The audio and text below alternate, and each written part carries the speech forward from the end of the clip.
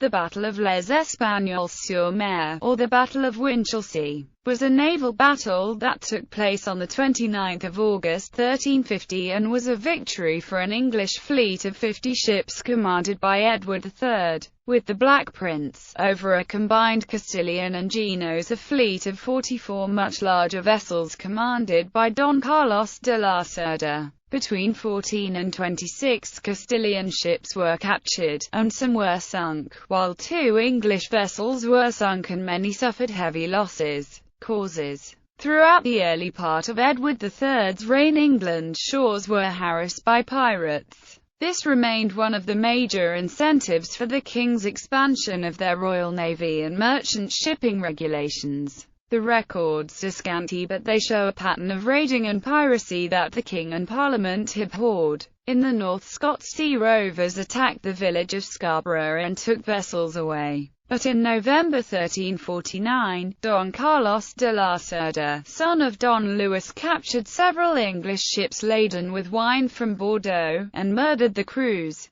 De la Cerda redoubled his efforts the following year, entering Sluis to load up with merchandise before returning to Corunna. He loaded up with weapons of warfare, artillery, misler, crossbows, longbows, soldiers and archers, anticipating an English reprisal attack. More serious attempts were made by Castilians to raid Calais, and freebooters plundered the town, leaving it in dire circumstances. A planned French assault on the garrison was apprehended for the 2nd of January 1350, but an expedition under Sir Walter Manny foiled the attempt. The town was in a desperate state of near starvation when in 1347 the governor had sent out a Genoese master mariner with an urgent message for the King of England to come to their aid. In Scotland, the English had captured King David II, whose ransom would lead the French into an alliance, whilst Edward's recent string of victories put him in a much stronger position to wage war on his enemies. Narrative of the battle.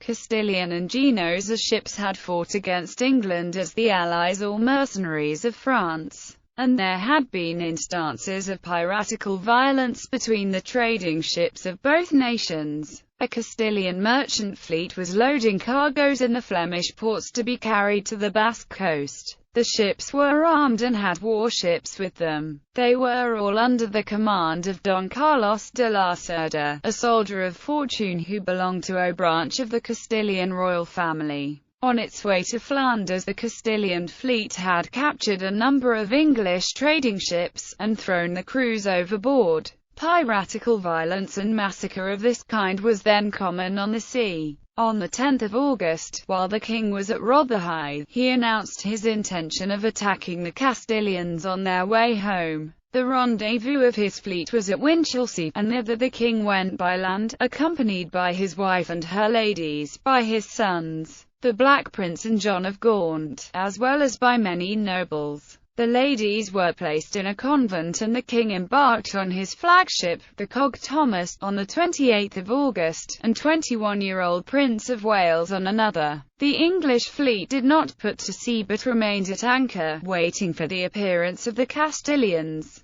Don Carlos de la Cerda might easily have avoided the English if he had kept well out in the Channel. Instead, he hugged the coast. His strength lay in the size of his 40 largest ships, and an expectation of an encounter had recruited a body of mercenaries, mostly crossbowmen, in the Flemish ports. At 4 p.m. on 29 August, with an easterly wind behind, they bore down boldly on Edward's ships anchored at Winchelsea. When the Castilians hove in sight, the king was sitting on the deck of his ship, with his knights and nobles, listening to his minstrels playing German airs, and to the singing of young John Chandos. When the lookout in the tops reported the enemy in sight, the king and his company drank to one another's health. The trumpet was sounded, and the whole line stood out.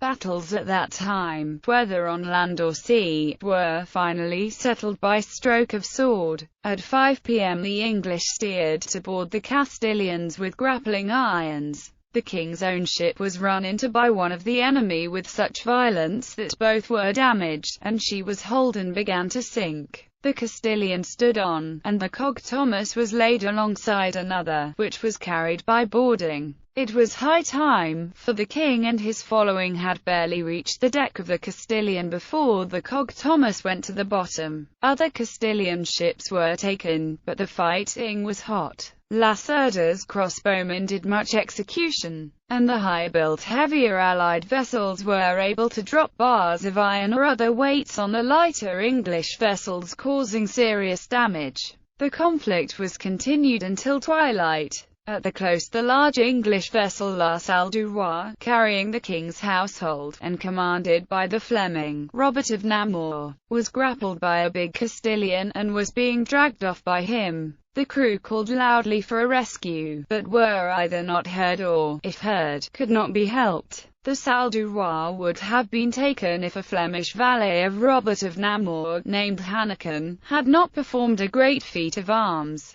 Boarding the enemy alongside, he cut the halyards of her mainsail with his sword. The Castilian ship was taken. King Edward is said to have captured 14 of the enemy. What his own loss was is not stated, but as his own vessel, and the vessel carrying the Black Prince, were sunk, and from the peril of La Salle du Roi, we may conclude that the English fleet suffered heavily. They transferred to a Spanish prize vessel, yet the prince was in great peril, until cries went up among the English soldiers and sailors, "Derby to the rescue!" In an act of inexplicable cruelty, this encouraged the prince's party, and presently the Spaniard surrendered. Her entire crew was, nevertheless, as was the custom in that age, and long afterwards, flung overboard. The prince and his followers had barely time to crowd into the prize before their own craft foundered. There was no pursuit, and a truce was made with the Basque towns the following year. Differing accounts of captured prizes came from the sources, but the English nevertheless suffered many wounded.